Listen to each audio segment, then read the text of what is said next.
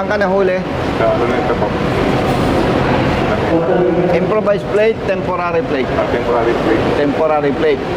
Temporary plate dahil wala pa ang plaka mo. Sabi po ng kasa. Sabi ng kasa. Anong sabi sa'yo ng enforcer na humuli? Meron daw po nung patang March 20. Okay, sige. Ikaw, Sa akin sir, sa Geraneta rin po ako Geraneta din. Temporary plate, improvised plate. improvise plate. Improvised plate. Anong sabi ng enforcer? Ano po sir, meron po akong authorization sir, galing po sa LTO Malabon sir. Kasi meron din po akong resibo na, kasi nagpa-duplicate na po akong plaka eh. Kaya lang hindi po inuuno yung Sige. Sabay-sabay tumulog kay Colonel Busita ang mga rider dahil nahuli ito ng LTO enforcer na may violation. Temporary plate lang ang gamit. Mantakin nyo mga idolo.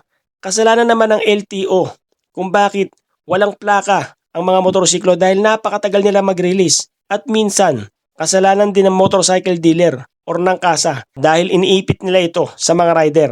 Kaya tara, sabay-sabay nating panoorin ang ginawang aksyon ni Colonel Busita ukol dito. Pero bago yun, huwag nyo kalimutan mag-subscribe. Alright. Hindi mo kasalanan yon. Ikaw, improvise plate din po sir. anong sabi ng enforcer? Ayun po yung sinabi na ano, sa plaka, May plaka ka na raw. may plaka na raw daw po. Pero wala ka pang natanggap. Nung natanggap ko lang po na nung nahuli na po ako, Bakit? Pumunta ka sa kasa po. kasa. Ito po. Kasi hindi sa akin. Kawal sa akin, pumunta ko ng kasa. Doon na binigay mo yung plaka. Doon na binigay ang plaka. Ang mahalaga, nang mahuli kayo, wala pa sa inyong plaka. Ikaw, Ganun din po ay doon. Nahuli po ako sa Vegas extension ng LTO po. improvised temporary plate. Temporary Ang sabi po sa plate. akin na huliin daw po ako dahil wala po akong plaka. Pero wala po naman po sinasabi sa akin yung kasa na may plaka na po. Ikaw, ganun din. Temporary plate. Ikaw. Ganun din po sir, improvised plate po. Tapos na-release na daw po ng February 6, 2020. Okay. Ganito ang kabuoang problema. Hindi na ibibigay ng LTO ang plaka ng riders paglabas ng rehistro. Hindi naman pwede na araw-araw pupunta kayo sa kasa. Ibig sabihin, kung bakit ninyo dinanas ito, hindi ninyo kasalanan. Kaya dahil hindi ninyo kasalanan, hindi kayo dapat napiperwisyo. Kaya tayo, nagkita-kita dito dahil tumawag kayo sa opisina. Tama? Okay. From here, napirmahan na ninyo yan, pupunta tayo sa taas. Ang binayaran mo, 5,000. Okay, bayad na. Titingnan ko lang yung iyong binasag yung alkansya niya. Oh. Yung hulog-hulog na sa alkansyang barya, binasag niya. Kailangan ko na. Okay. Huwag kang mag-alala. Dahil ang ginagawa natin sa RSAP, katulad niya, biktima siya ng maling sistema ng pagpapatupad ng batas. Si Colonel Busita, hindi naman mayaman, hindi milyonaryo, pero ang advokasya namin, yung katulad ninyo na nabibiktima, tinutulungan namin. Eh siya, nakabayad na ng multa, ibabalik ko sa kanya yung 5,000. Pero, ang hihilingin ko sa'yo, peperma ka sa statement para mapanagot natin ang nagkasala. Ibig sabihin, dapat maimbestigahan. Kasi kawawa naman yung mga katulad nyo. Katulad ngayon, dapat simula nung araw na mahuli kayo, dapat relax ka lang. Siyempre, natatakot ka dahil pag lumampas ng 3 araw, Ayun nga po sir, kaya nakapilitan ako kasi talaga sir. oo, itinuturing ka ng batas na wala kang lisensya. Impound na po doon. Ma-impound na po. Pwedeng ma-impound. Ano? Kaya yung pag-aalala mo, nakaka-apekto sa pagmamaneho. Maaaring madisgrasya. Pwede kang madisgrasya. Nangyari na yan. Nangyayari yan. Pag may nakitang checkpoint o pulis, mag-u-turn. Wala sa diskarte. Yan ay hindi invento, hindi kwentong barbero. Oo, nangyayari talaga yan. So from here, aakyat tayo sa office ni Executive Director para may request na maimbestigahan ito at may tama. A few moments later. Itong 6 na to, iisang kwento. Merong improvised plate, merong temporary plate. Nahuli ng enforcer ng LTO. Tumawag sa aming office, na-verify namin, yung iba dyan may note doon sa system na nasa kasa na. Marami na kaming experiences. Punta ng punta si rider sa kasa, itinatanggi. Hindi namin alam ang dahilan. Pero pag tumawag sa aming opisina, nag-coordinate kami director sa kasa, lumalabas ang kanilang plaka. One of the hearings sa Kongreso, nabanggit ko ito kay LTO Chief, Asek Bigor Mendoza, na bakit hinuhuli ang mga riders na may problema sa plaka samantalang kung titingnan natin ang problema nasa parte ng LTO. That's why, partner, director, kung marirecall mo, naglabas ng memo ang LTO na dahil may problema pa nga, ina-acknowledge nila, tinatanggap nila, pinadideferred nila, hindi nila pinapa-implement yung mga naunang memorandum. Ang masakit nito, yung isang estudyante, natatakot director magmaneho na andalay TOP, ay alam nila 3 days lang after driving without license na sa mata ng batas. Binasag niya yung alkansiya niya, tinubos niya yung 5,000 piso. Mag-contest na kayo, pero lahat yan, pag makita natin yung mga ticket, pag-i-explain ko yung mga enforcer. Kasi meron tayong memorandum na August 2024 pa, dahil nabanggit nga ni Kong Lucina. Kaya namin mission dahil sa kanya, wala dapat pulihan, walang ticket. Bagkus aalamin niya dapat kung nasa yung plaka. Pag wala kang plaka, dapat picturean yung sasakyan, i-check namin kung nasan yung plaka. Kapag na-check po natin na nasa dealer, yung plaka, base sa record, isusokos natin yung dealer. Yung dealer ngayon magpapaliwanag, di ba? Kung bakit niya hindi nabigay. Pero meron din naman naging instance na sabi ng dealer, nabigay ko na last year pa, ito yung patunay. So ang ginawa naman namin, sinokos namin yung driver. Para magpaliwanag, bakit tong araw na yun, hindi mo nasukot, eh, sabi ni dealer, na ibigay na sa'yo. Tama. Doon ang violation. Yes. Kasi nasa iyo na. Pero hindi po yan automatic na violation. Inaalam po muna natin kung nasan yung plaka dahil 2014 to 2023 po to na backlog. Ang backlog po nung na pumasok po si ASEC, 14 million. Walang plaka. Ngayon, naging isa pang problema natin, nakikita ko rin sa video ni Kong, kahit na binigay na natin sa mga dealer, dahil bayad na yung dealer, lalo na sa motor, dahil bayad na yung dealer, hindi na nila hinahanap. Meron po tayong pinuntahan dealer. Nakatambak, ano? Bulto-bulto. Kasi tamad sila maghanap eh. Every time na lang na may pupunta sa isang tao, sasabihin nyo, wala eh. Totoo yan. Kaya doon sa hindi nakakaintindi ang minumura LTO, ay dapat naman patas tayo. Kasi talagang hindi na namin mabilang yung tumatawag sa aming office na sabi ng dealer, wala, nasa LTO. Pero pag nakialam na kami, outrightly, nailabas yung plaka. For your information, baka magkaroon ng miscommunication. Nung mahuli ka, pumunta ka sa kasa. Opo. Binigay na yung plaka. Opo. Sino pa? Ikaw din. Yon. Ako naman po ito, nung nahuli ko ako, 4 days pa po bago binigay sa akin yung plaka. Kasi ang sagot po sa akin, wala daw po. Anong nauna sa'yo? Huli? Huli po muna. Bago release? Ikaw, ganun din? Oo. And ang hiniling lang natin sa director ng LTO, executive director ng LTO, walang personalan, dapat yung enforcer na nagkakasala ng ganito, mabigyan ng karampatang parusa kasi perwisyo talaga. Oo. Perwisyo. Ako na bahala. Sila nang bahala. Ipapareceive lang natin yung contest natin doon sa taas or dito na lang. Ito na lang po, kasi wala siya Tony Wendell na. Oh, papareceive natin dyan sa window. Balikan natin lahat. Check! Okay. Yung dito. Receive na lang natin, tapos ipadala agad sa taas para ma-resolve agad, ma-dismiss agad. Hindi naman kinuha lisensya nyo. Kinuha ko. Para makuha na agad yung mga lisensya nila. Brother, salamat. Pwede na rin. Pwede kayo mag-track doon sa link. Usap tayo. Ang tatay nito, PNPA graduate. Kaya disiplinado. Yes. Wala eh. Kung hindi yan. Ano ko, isang beda ako nun eh. Tapos dito kami sa may project dito. Kung sasakay lang ako, project. Pag bumaba ng Moraita, lalakarin ko na hanggang San Beda o lalakarin. Pero kaya nagtitipid, nag-computer. Kasalanan mo pa. Thank you. Thank you, boss. Thank you. Okay. Alright. Thank you, brother. 1 hour later.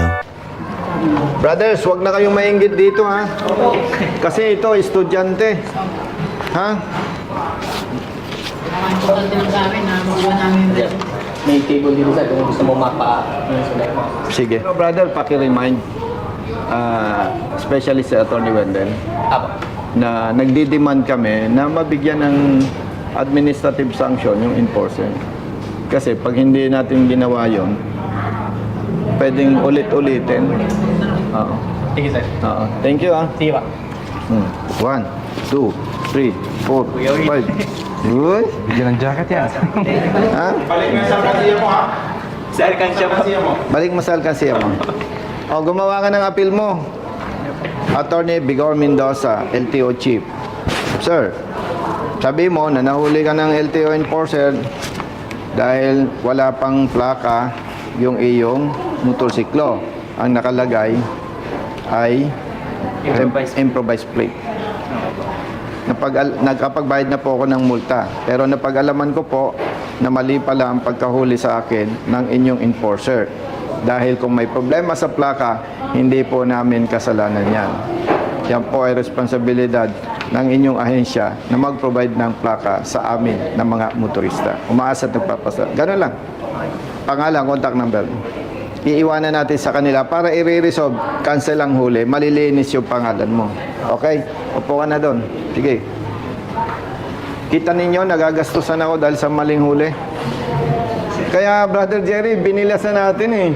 Baka may magmulta dito sa mga ito. 1, 2, 3, 4, 5. Isa lang naman ang mapira dyan, sir, na magbabayad dito. Mukhang mapira kayo. Si Joyride. Para si brother, mukhang Yan, mapira yan. Hindi, ito naman, kahit hindi mapera, mukhang may kahera. may manager na kasama, boss eh. Ayun nga. Di ba? So, ang tingin ko dalawa magbabayad dito. Ibigay ko na lang, attorney, sa'yo, yung contact number ko. Sige po. Para pagpunta natin dito, pipick upin na lang yung lisensya. Okay ba yun? O sige, gano'n na lang, brother. Oo, kasi ito po yung mga TOP po nyo. Kasi na-photocopy na rin po namin. Yan, ibalik muna sa inyo.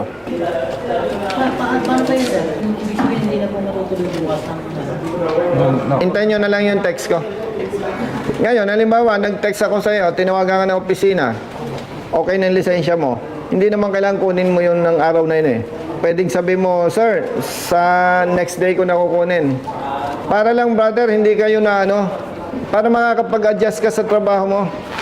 Ang hihilingin na lang natin, mabigyan ng tamang administrative sanction, parusa, yung enforcer, para matuto. Kasi pag hindi pinarusahan yan, pwedeng uulitin pa eh. Kawawa naman yung iba. Tama ba, attorney? Tama po. Yun lang naman ang aming hihilingin. Bala na muna bukas. Pag nag-advise siya, okay na, that's the time, papatawagan kayo sa aking staff para kunin na ninyo yung inyong lisensya. Okay?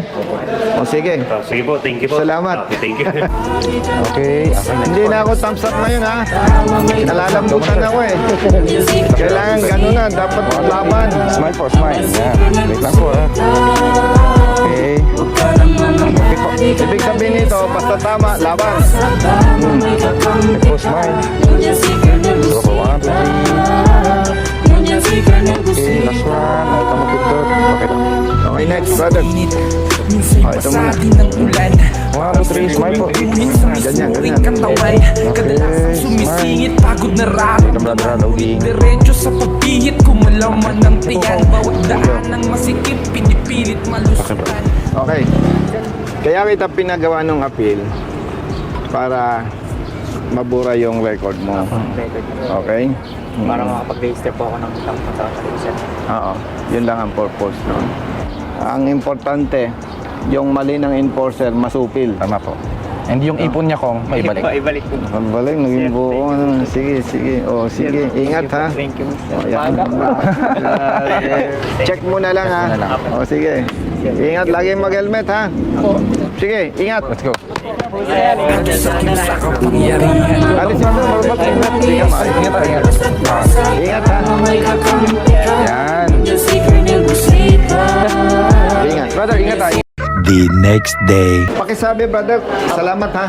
Salamat sa iyo ha. Walang kapaguran ha. Brother. MTPB. Teka, ba't nandito ang Manila Boys? Yan ang gusto kong mahuli. Ang gandang hulihin ng MTPB. Kumusta na? Okay naman po kasi picture nyo sa window 3. Thank you po. Akala ko, brother, akala ko, nahuli yung Manila Boys. Tapos, natubos. Kasi papalakpakan ko. Di po. Ah, Nagbibigay din po kami ng tulong, sir. ganun ba? Tumutulong lang. Bata mo lang. Sir, Ito, merong ibang hindi namin ito ibinalik ni Mayor Moreno. Bata ito ni Yorme. Yan. Malinis po kami, sir. 16 years na ako doon, sir. Ikaw yung tama. Ito yung nagbago na. Di ba? Apo. Huwag kang sasama dyan kasi hindi pa nagbabago yan. Bago po kami. Nandun po ako sa na po ko, sir. PMU na po kami. TMU. Mga tricycle po na. Okay. Ingat ha. Apo. Salamat po. Thank you. Brother. Oo. Sige, ito muna. Bayad na to eh. Okay. Yan. Yan. Okay. Ako na lang sir, para ano ko. 1, 2, 3, smile po. Smile. Okay po. Salamat sir. Thank you. Ingat. Good morning. Sambales po. Oh, may seminar ako sa Sambales ah. Smile sir. 1, 2, 3. Nakita mo yung post? Opo. Okay po. Brother. Sir. Ingat. 5 kayo, ano? Yes sir. Yung kasama ninyo, si Mr. Puentes, nakuha na din yung lisensya. Bakit pinaboran tayo ng LTO na hindi kayo pa dapat pagmultahin? Number 1, milyon-milyong plaka ang hindi na ibibigay ng LTO. Tama po. Lalong-lalo na sa mga riders. Ibig sabihin, yung problema nasa parte ng LTO. Ngayon, may mga dealers, nandun na yung plaka, hindi pa binibigay sa inyo. Yan ay napatunayan natin at napatunayan din ng LTO. Di ba? So ano man ang dahilan, bakit kayo nahuli, hindi ninyo kasalanan. Kaya absulto kayo. Pero ang masama lamang doon, Brother Matt, abala. Katulad niya, security guard. Ito, angkas rider. Mobit. Grab. Nabala sila, di ba? Yes po. Oo, yun lang ang masama doon. Now, samantalang kung pagkaristo na ibibigay ng LTO ang plaka, walang problema. Di ba? So, gusto natin ipalam sa ating mga babayan, lalong-lalo na sa mga riders, kung rehistrado ang motorsiklo mo at wala ka pang natatanggap na plaka, hindi ka obligado na gumawa ng improvised plate. Hindi ka obligado na magkabit ng temporary plate. Bakit? Walang batas na nag-uutos na habang hindi nare-release ng LTO yung plaka mo, kailangan mong gawin ito. Walang batas na nag-uutos. Dahil bayad tayo sa ating mga plaka. Ang hindi lamang maganda kapag hindi ka nagkabit ng temporary plate, mainit sa mata, maaabala ka. Kaya kahit hindi inuutos ng batas, magkabit ka ng temporary plate. Malinaw? Okay. Para hindi mainit sa mata. Pero kapag ang temporary plate mo halimbawa ay hindi masyadong mabasa o kaya pangit o kaya sabihin natin sira, wala kang paglabag doon. Kasi ikaw ay gumagawa lamang ng paraan para magkaroon ng identity o pagkikilanlan yung iyong motorsiklo. Pero hindi ka pwedeng pagmultahin. Gusto kong ipaalam na itong naging problema sa plaka, hindi pa panahon ni DOTR Secretary Vince Dizon. Hindi rin panahon ni LTO Chief Asik Bigor Mendoza. Hindi rin panahon ni Attorney Greg Puwa, Executive Director, and even Attorney Wendell Dinglasan. Ibig sabihin, matagal nang may problema sa plaka. Nililinaw kayo, Brother Matt, baka yung mga tumutulong sa atin, sila pa ang bakbakan. Yes po. Tatanda niya, basta tama, kampi-kampi tayo. 5 minutes later. Magkano yung utang ko? Magkano yung utang ko? Ginabi na kami kahapon, ma'am. Okay lang po. No problem, sir. Hello. Hello po. Magkano yung bill nila kahapon? Yung ano? Yung kinain ng mga tao kahapon. Ayaw po. Opo. Ay, kumain po kayo muna. Sinigang na Una po. tuna. Opo. Ito, tuna rin. Opo. Sige, tuna, ulo. Isang sinigang? Dalawang sinigang? Good for one. Isang order, good for one. Good for two. O, dalawa din. Ikaw, Brother Matt, order. Tingin po ako nung Ang mailig ito, hindi po pwede sa tuna eh. Order kayo, brothers. Brad, kuya. Gusto mo ng ano? Kurtang talong? Ayaw ko. Kung gusto mo, kumuha ka. Kahapon po, may humabol po na isa. Yun po yung C license po. Na kailangan ng CDC. Yung payatlong na. Hindi ba? Tawag po. Okay lang. Okay lang. Kahit hindi man magsisinunod. Sir, 1.5 po yung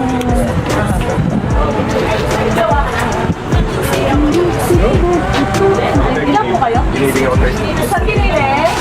Dalawang sinigang sa kinili. Madareta din, tapos na po yung... Bakit ang hiling mo sa giniling? May asawa ka ba? Tama. Ikaw naman, malisyoso. Papa-English ka pala dito, ma'am. Kumusta ka? Ba't nandito ka? Wala po sa akin. Mga tama na katwiran ay naiisang tabi.